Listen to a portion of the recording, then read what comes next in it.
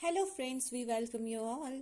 Today we are going to talk about the immunoglobulin fine structure further. In the previous lecture we discussed about some of the domains that are present in the heavy chain and the light chain. Today we will be discussing about the immunoglobulin fold. So this immunoglobulin fold, what it is, let's have a look. We already know that immunoglobulins possess domains, but these are multiple domains and they are based on the immunoglobulin fold. So, what happens? The immunoglobulin domains fold further and they form characteristic compact structures that are known as the IG fold, or we can say the immunoglobulin fold. If we have to now understand what's the structure of this immunoglobulin fold, let's consider a sandwich. Fine. So if we will consider this is a piece of the bread and this is another piece of the bread, in between we have just spread the butter, and this butter is holding both the slices of the breads together. So first you just imagine there is one piece of the bread, then is the another slice of the bread, and in between we have butter. Let's just imagine it. Then we are going to just understand what we are trying to what we are trying to explain.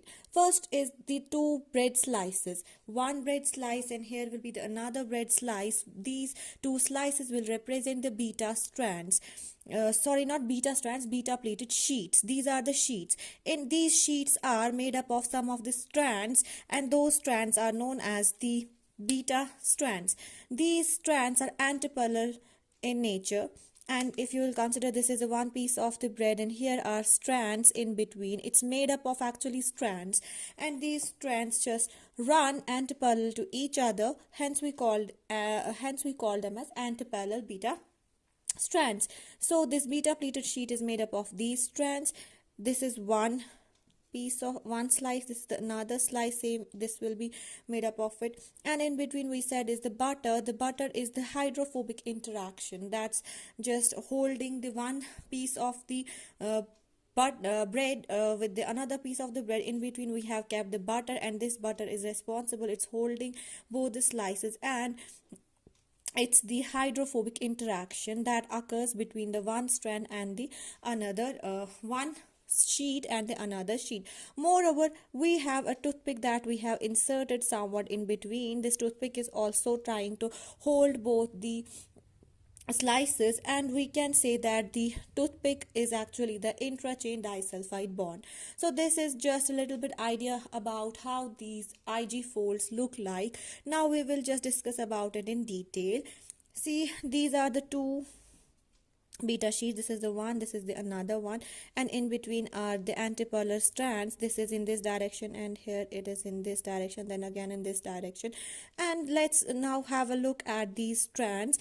If this is the strand 1, this is the strand 2, this strand 1 is connected to the another strand, but here the carboxyl end is joined with this end. Fine.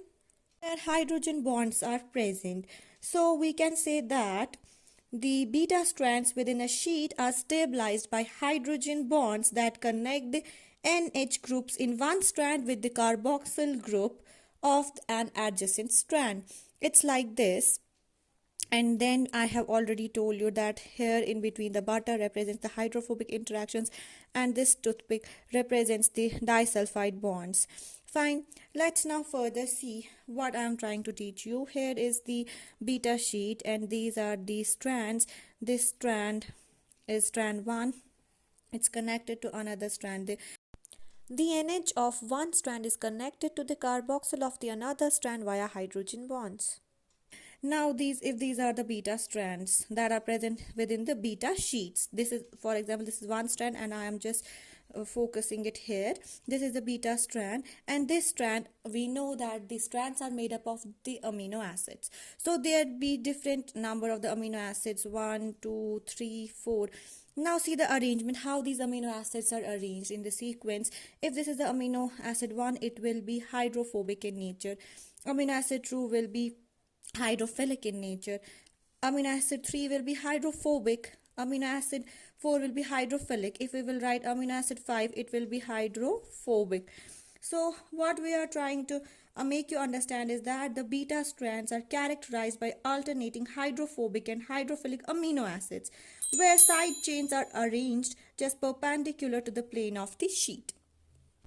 So now we have come to know that these strands are made up of hydrophilic and the hydrophobic amino acids. So as I have told you that it's somewhat sandwich shaped, some amino acids will face the interior of the sandwich, some will face the outwards. So hydrophobic ones, they just face the interior of the sandwich, and the hydrophilic ones face the outwards.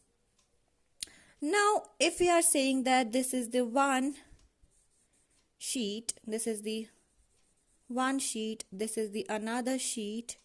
So this one sheet is connected to the another sheet by this loop. It's made up of the 60 amino acids, and it's actually the disulfide bonds are there that are responsible for connecting the one beta sheet to the another. Don't get confused. Within one beta sheet we have the strands, and their hydrogen bonding is responsible for stabilizing the interaction, whereas if we will talk about one sheet and another sheet, the both sheets are stabilized by the disulfide bonds.